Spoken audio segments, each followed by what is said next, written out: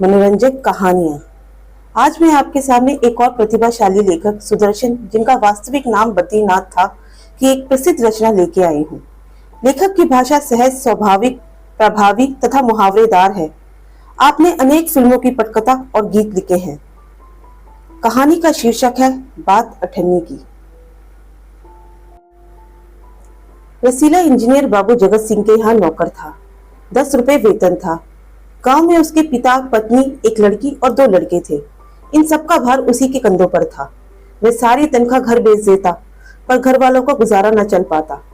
उसने इंजीनियर साहब से वेतन बढ़ाने की कई बार प्रार्थना की, पर वे हर बार यही कहते, अगर तुम्हें कोई ज्यादा दे तो अवश्य चले जाओ, मैं तनख्वाह नहीं बढ़ाऊंगा।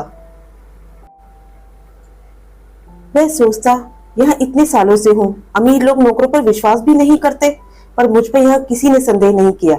यहाँ से जाऊं तो शायद कोई 11-12 दे, पर ऐसा आदर ना मिलेगा। जिला मजिस्ट्रेट शेख सलीमुद्दीन इंजीनियर बाबू के पड़ोस में रहते थे। उनके चौकीदार मियां रमजान और रसीला में बहुत मैत्री थी। दोनों घंटों साथ बैठते, बातें करते। शेख साहब फलों के शौकीन थे। रमजान रसीला को फल देता। इंजीनियर साहब को मिठाई का शौक था। रसीला रमजान को मिठाई देता। एक दिन रमजान ने रसीला को उदास देखकर कारण पूछा। पहले तो रसीला छिपाता रहा, फिर रमजान ने कहा, कोई बात नहीं है तो खाओ सौगंध। रसीला ने रमजान का हट देखा तो आंखें भर आई। बोला, घर से खत आया है, बच्चे बीमार हैं और रुपया भी नहीं है, तो मालिक से पेशगी मांग लो। कहते हैं 1 पैसा भी ना दूंगा। रमजान ने ठंडी सांस भरी। उसने रसीला को ठहरने का संकेत किया और आप कोठरी में चला गया। थोड़ी देर बाद उसने कुछ रुपए रसीला की हथेली पर रख दिए।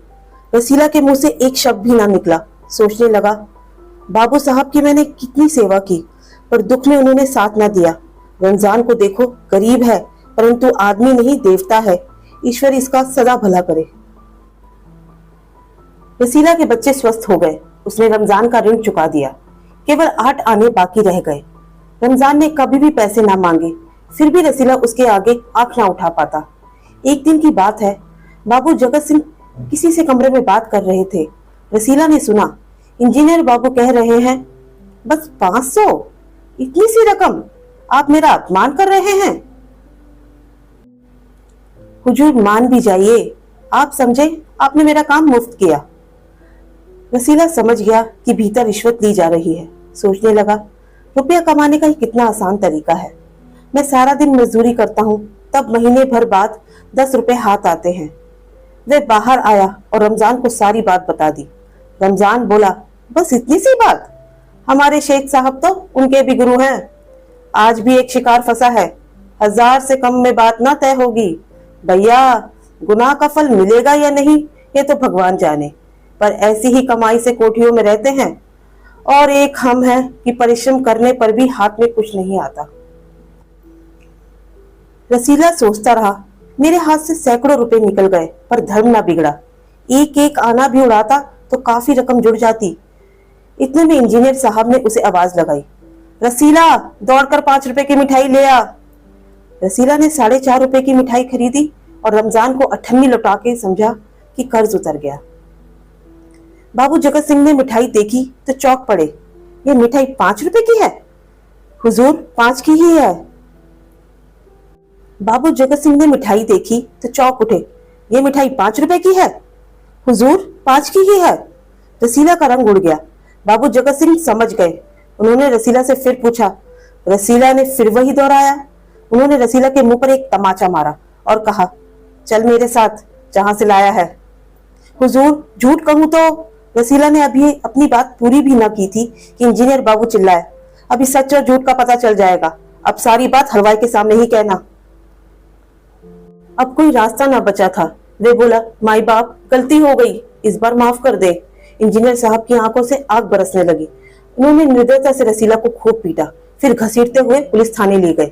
सिपाही के हाथ में 5 का नोट रखते हुए बोले, मनवा लेना, लातों के भूत हैं, बातों से नहीं मानते। दूसरे दिन मुकदमा शेख सलीमुद्दीन की कचहरी में पेश हुआ। रसीला ने तुरंत अपना अपराध स्वीकार कर लिया। उसने कोई बहाना न बनाया। चाहता तो कह सकता था कि ये साजिश है, मैं नौकरी नहीं करना चाहता, इसीलिए हलवाई से मिलकर मुझे फंसा रहे हैं, पर एक और अपराध करने का साहस वह ना जुटा पाया। उसकी आंखें खुल गई थी।